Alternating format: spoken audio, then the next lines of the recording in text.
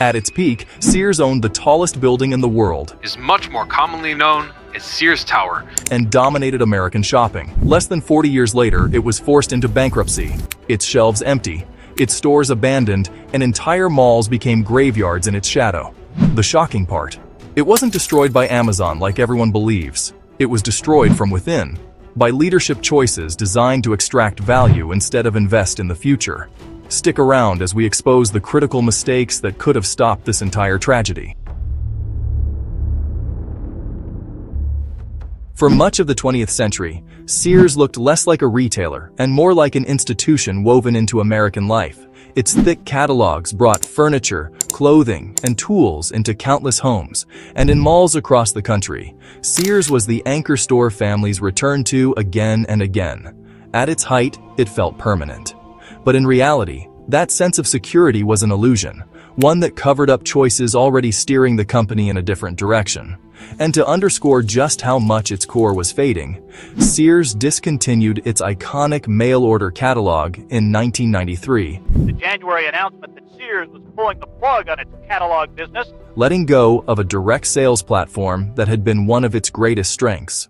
The turning point began in the late 1970s and early 1980s, when Sears's leaders started looking beyond retail. Instead of putting resources into improving stores, they poured money into building a financial empire. The company bought Dean Witter Reynolds, a major brokerage, and Coldwell Banker, a real estate firm. These acquisitions made it look like a diversified giant that could survive no matter what happened in retail. On paper, it was stronger than ever.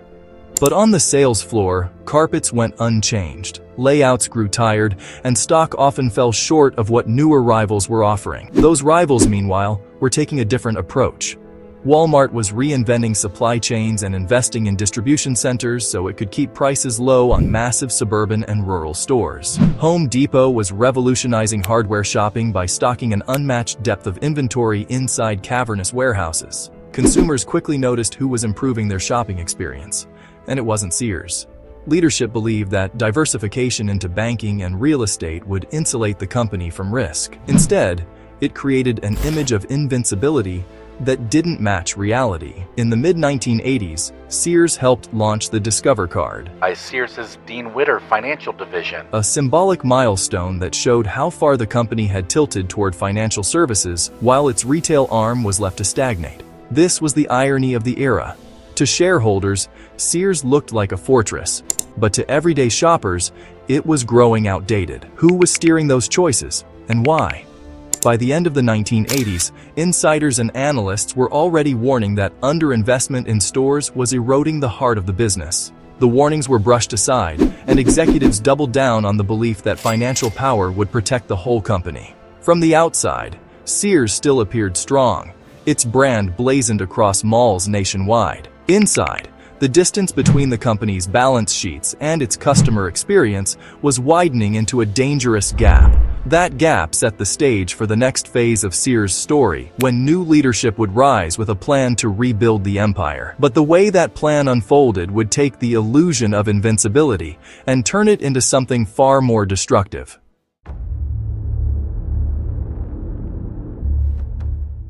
In the early 2000s, the man who would reshape Sears was hedge fund manager Eddie Lampert.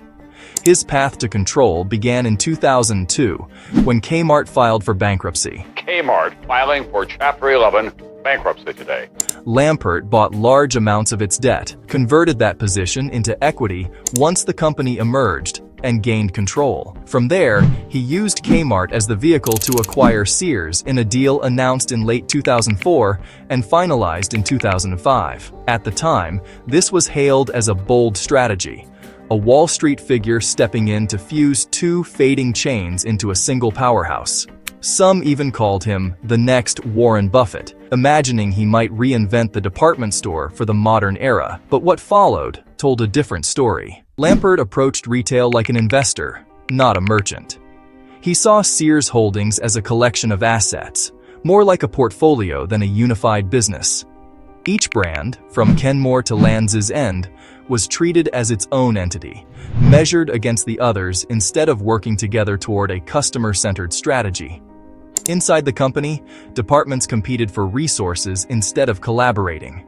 The structure rewarded internal winners but left stores neglected. While rivals were pouring money into new logistics systems, better technology, and updated customer experiences, Sears under Lampert became known more for financial maneuvers than retail strategy. By 2013, when Lampert formally took over the role of CEO, his influence was total. He ran meetings remotely from his homes in Florida or Connecticut, often by teleconference, while executives inside battled under the competitive system he had designed. For many, Sears no longer felt like a retailer run for shoppers. It felt like an experiment in economics.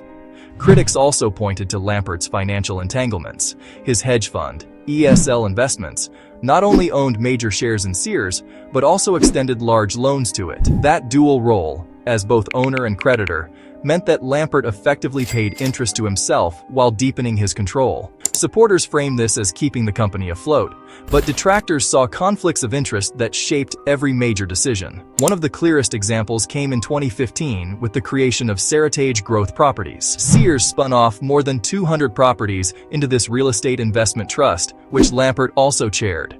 Sears then leased many of those same stores back to remain in operation. The move gave Sears an infusion of cash, but stripped away valuable real estate, leaving the retail business strapped with rent obligations on properties it once owned outright. 2 years later, Sears sold its iconic Craftsman tool brand to Stanley Black & Decker for about $900 million. Again, the sale delivered short-term liquidity, but it gutted one of the few product lines that still drew loyal customers through the doors. These decisions gave Lampert time, but they took away the core strengths that had once made Sears viable. The longer the financial engineering continued, the weaker the stores became. And while investors debated whether Sears was a real estate play or a retailer, everyday shoppers confronted the reality inside its fading aisles. However, what was happening to the stores in the following years heralded the decline of Sears.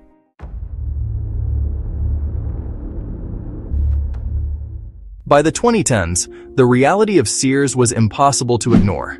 Stores that had once been bustling looked half-empty, with dim lighting, missing merchandise, and wide gaps where displays used to be.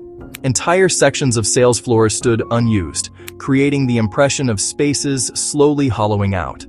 What had been a cornerstone of American shopping malls now looked closer to liquidation centers than fully functioning department stores. At its peak after the Kmart merger, the combined chain had roughly 3,500 stores. By the 2018 bankruptcy filing, that number had fallen to around 700. Closures rolled out in waves. Communities saw long, familiar anchor locations boarded up, while inside the stores that remained, staff cuts left fewer workers trying to cover more ground.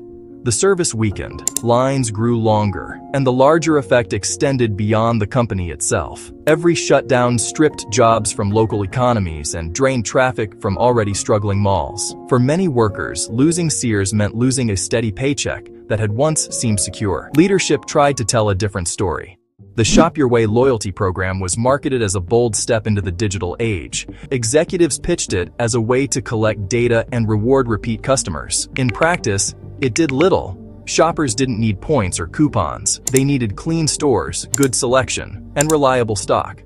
Without any of that, a loyalty card alone couldn't pull them back. Behind the scenes, the company's relationship with its vendors deteriorated. As Sears struggled to pay on time, suppliers began pulling back shipments. This left aisles even barer, compounding the poor in-store experience. The breaking point came in 2017, when Whirlpool, once one of Sears's oldest and closest partners, stopped selling appliances through the chain. That loss symbolized more than a missing brand. It was a clear signal that longtime allies no longer trusted Sears to survive. At the corporate level, survival meant selling off assets. Land's End was spun off in 2014. Craftsman, a cornerstone of Sears's tool business, was sold to Stanley Black & Decker in 2017. Kenmore, the company's signature appliance brand, was listed for sale soon after, with bids even involving Lampert's own hedge fund. These moves brought in quick cash, but gutted the identity of Sears. Every brand lost was another reason for customers to go elsewhere. By the final years, stores carried less leverage to negotiate with suppliers and had fewer unique products to offer. Losses mounted, customers drifted away, and malls collapsed faster around them. In October 2018, when Sears filed for Chapter 11 bankruptcy, Sears and Kmart filing for Chapter 11 earlier this morning. it felt less like a surprise and more like a signed admission of what people had watched play out step by step. The fall was cumulative, and the causes went deeper than competition alone. They traced back to how decisions at the top had redefined the company's very purpose. But this story could have ended in a completely different way, as we will discuss now.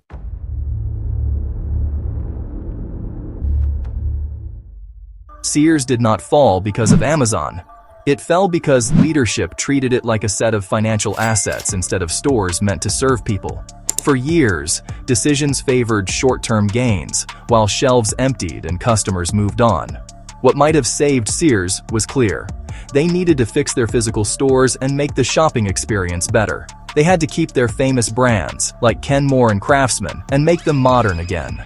And the biggest move? Sears was the original mail-order giant. They should have turned their old catalog business into a powerful online store to fight Amazon. By renovating their stores, Sears could have created spaces people actually wanted to visit. Keeping brands like Die Hard strong would have reminded customers of the quality Sears was known for. Most importantly, their century of experience sending goods to people's homes was the perfect blueprint for e-commerce. Sears had a chance to become an omni-channel powerhouse, blending its history with the new rules of retail. They just needed focus, money, and a willingness to change. However, the story ended in Chapter 11 in October 2018. And the subsequent bankruptcy auction ultimately saw an affiliate of Lampert's hedge fund acquire many of the assets. It's a reminder that short-term financial gains can destroy long-term customer relationships, and that matters if you care about real retail. If this story surprised you, hit like and comment with what part of Sears' fall you found most shocking.